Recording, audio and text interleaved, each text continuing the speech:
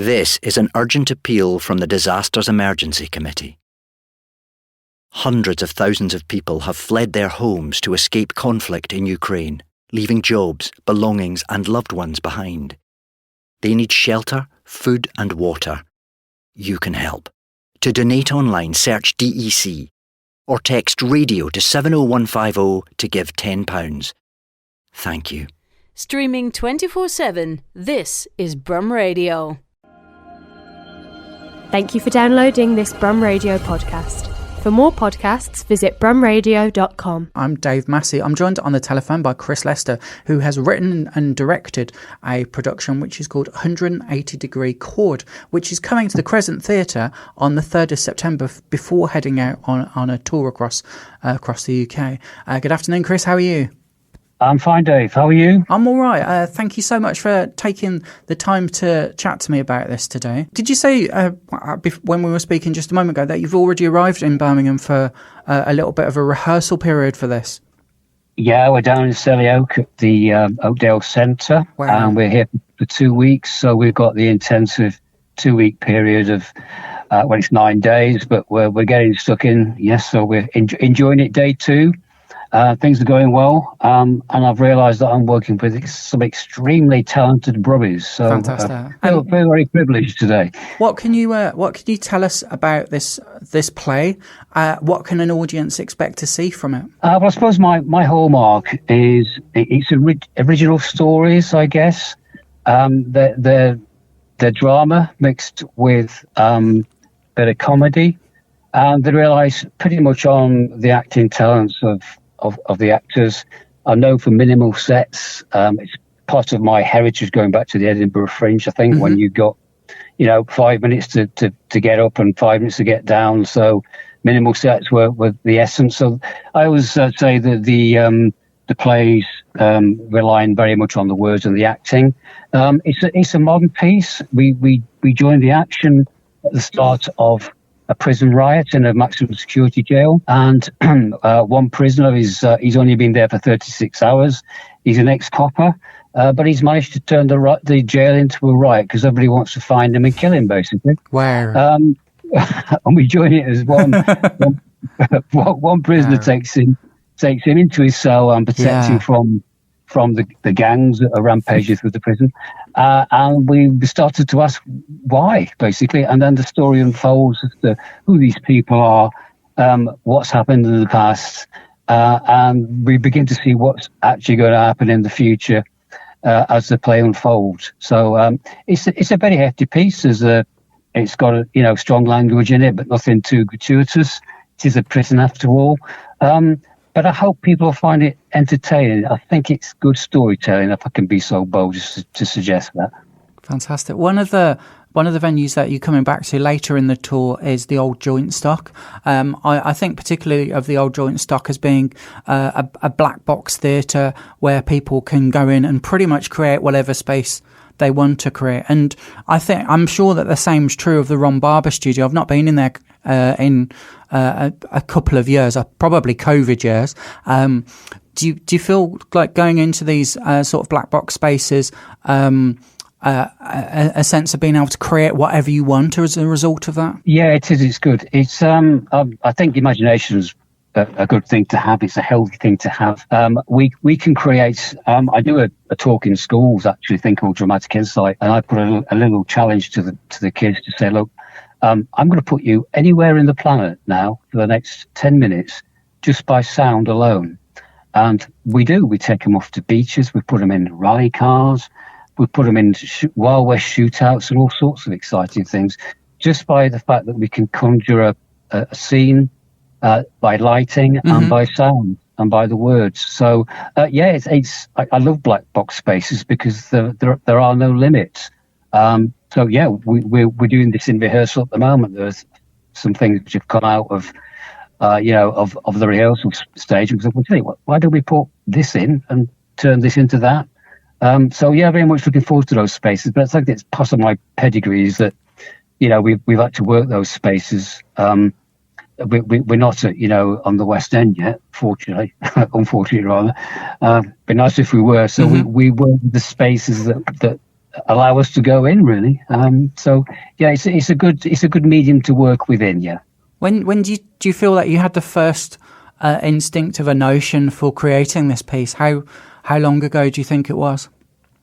It would be 3 years ago. I can generally tell that something's cooking because I can't sleep. I'm very, really fortunate in that I'm, they're sitting away in bed, sort of sleeping, and suddenly there's like a little nudge in my brain, and it says, "Chris, you need to get up. There's an idea coming." It won't last till the morning, so you need to get yourself out of bed, downstairs, get your pen out, and get all these notes down. 3 years ago, it's roughly that kind of period. The play's also a book, actually, so it's getting all the plot points, the character, all those bits right first, which is I describe as the sort of the groundwork, and then the nice bit, actually writing the words, tends to come a bit easier. Mm-hmm. So each production's about 3 years all told, from original concept to sticking it on the stage. And when you are sort of doing Edinburgh Fringe stars, normally they limit to a 1 hour window. What sort of length have you got this piece to at the moment, and how close do you think that is to its final running time? That's a really good question, actually, because we flew through the first half yesterday. So originally planned for 45 minutes the first half, 20-minute interval, and then a 50-minute second half. So if I can get my sort of comprehensive school maths together, is that about 2 hours, 20 minutes? Yes. It's going to be close to that, with I think 40 minutes for the first half and 50 for the second at the moment. So it's pretty much on plan. That's a pretty reasonable length for a play when you're seeing things on, particularly in sort of more intimate spaces as well. That idea of having something that's about an hour and then a break in an hour, I always find is quite interesting, because sometimes I've seen people make decisions where they don't put an interval in at all, and we're sat there for 90 minutes, wondering where the interval might have gone. So, do you always have an idea in your head where the break might be, or do you have to sometimes move plot points around to create that break if there's a break coming? It's a yes to both. Depends on the piece, Dave. Really, sometimes you write a piece, and it seems particularly suited just by the natural flow of the story.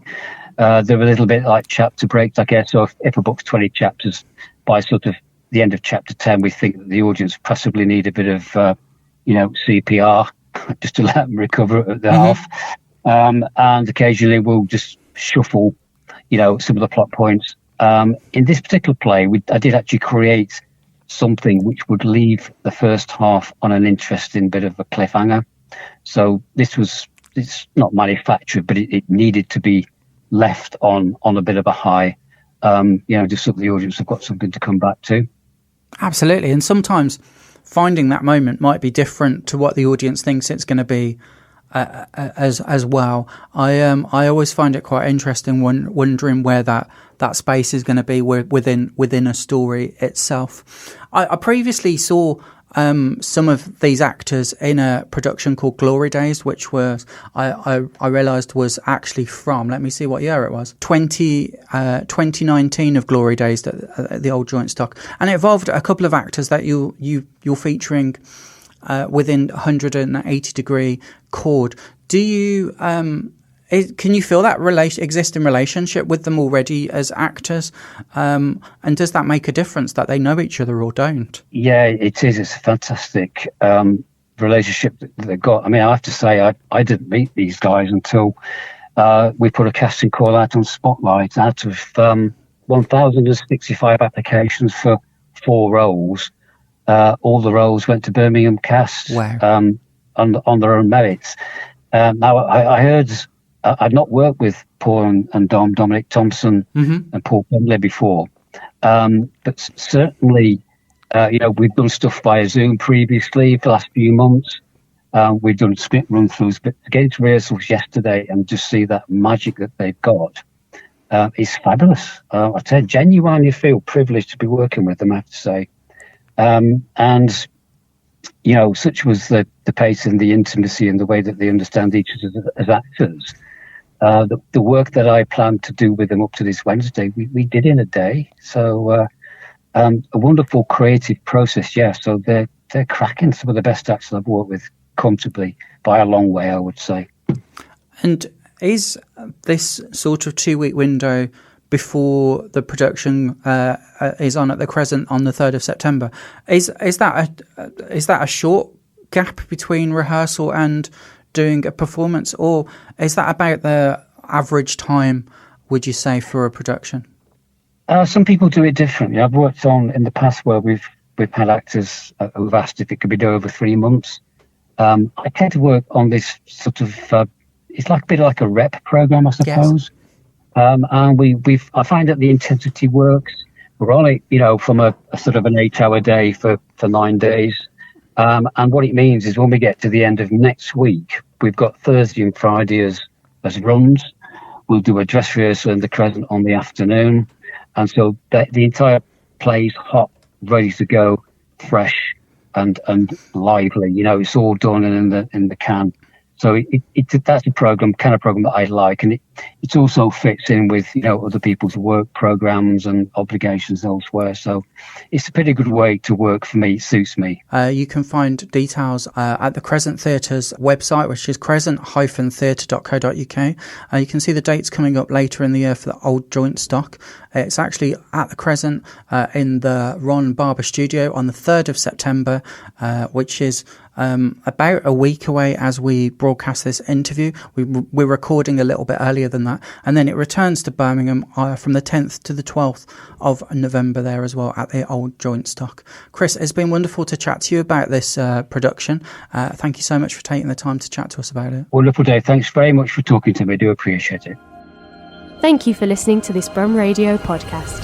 Don't forget to subscribe and rate us on your podcast app.